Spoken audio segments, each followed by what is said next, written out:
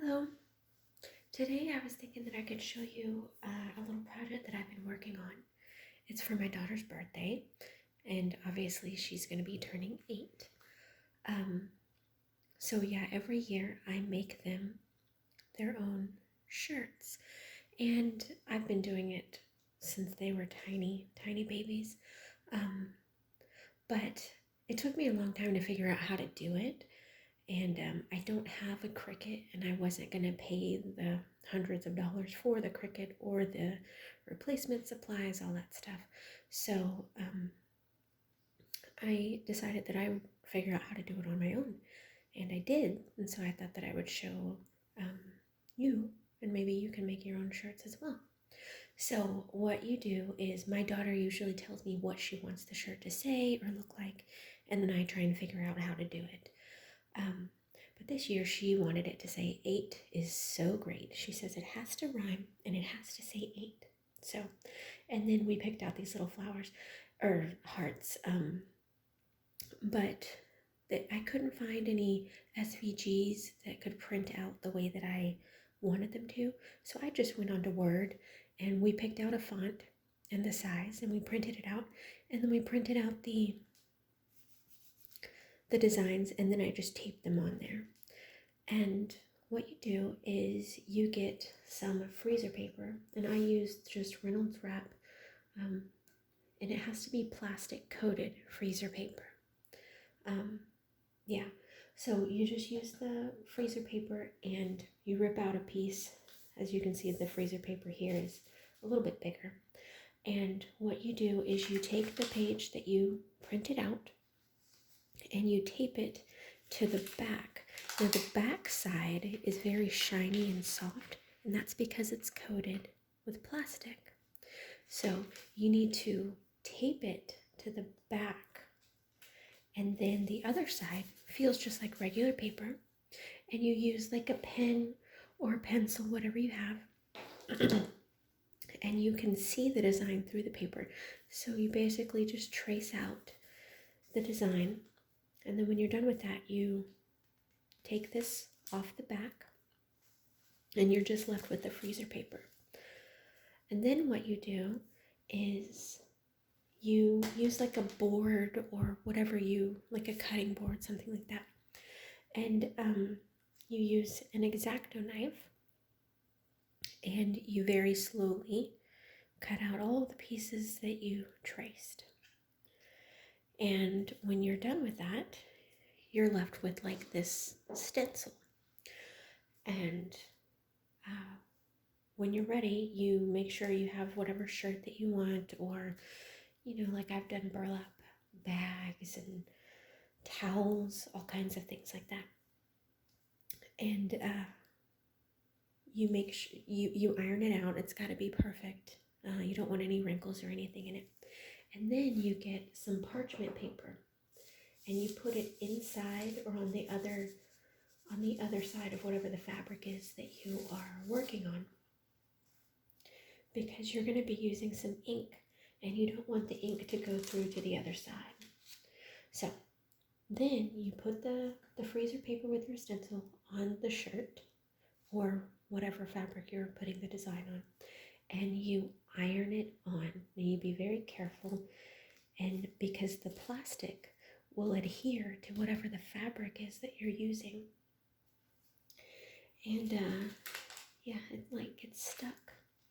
So you iron it on, and I usually, if there's a bunch of like little intricate designs like this, I just lightly press the iron down on each side, every little area, and I make sure it's really on there.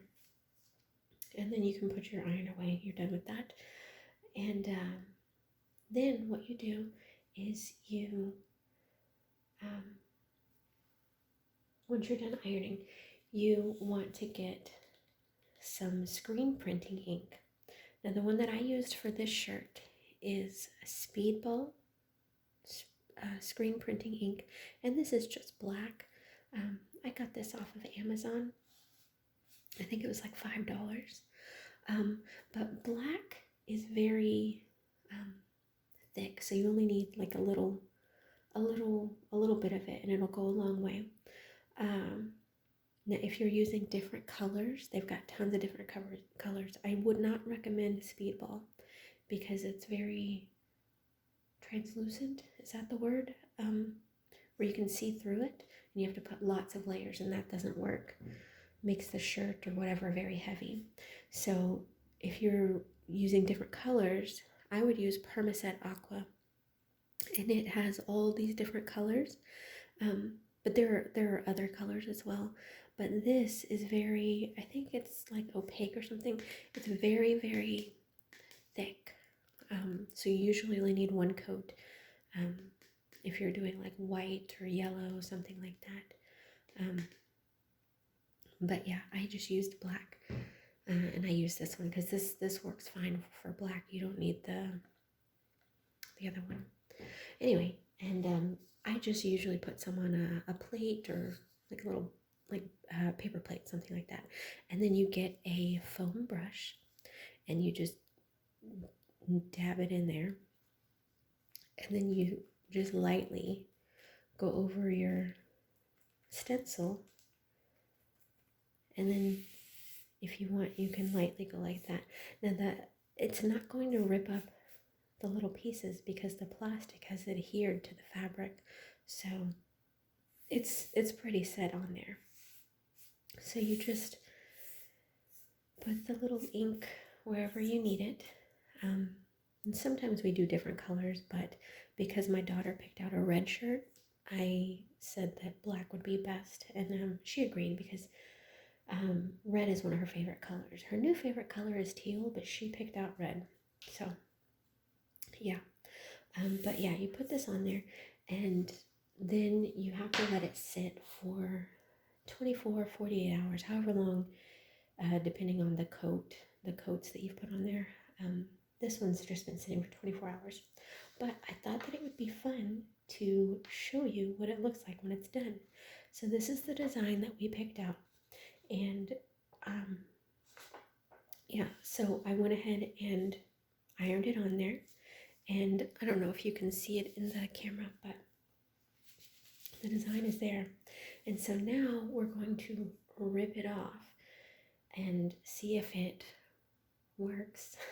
Sometimes, very rarely, it will bleed through like underneath, but yeah, so I just want to try it and see how cool it looks. Sometimes you can use like tweezers or something, but I just use my nails because it's just easier. But yeah, so you just rip it off. Look at that, perfect.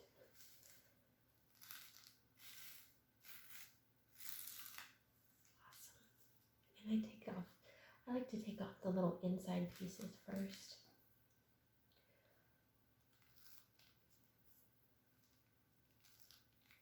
Oh, this is gonna be so good. Okay, now we're gonna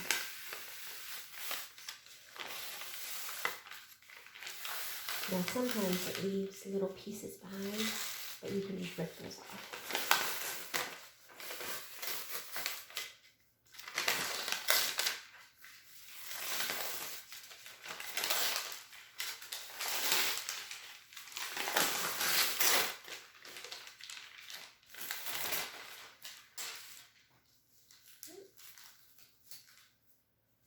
This one is very small.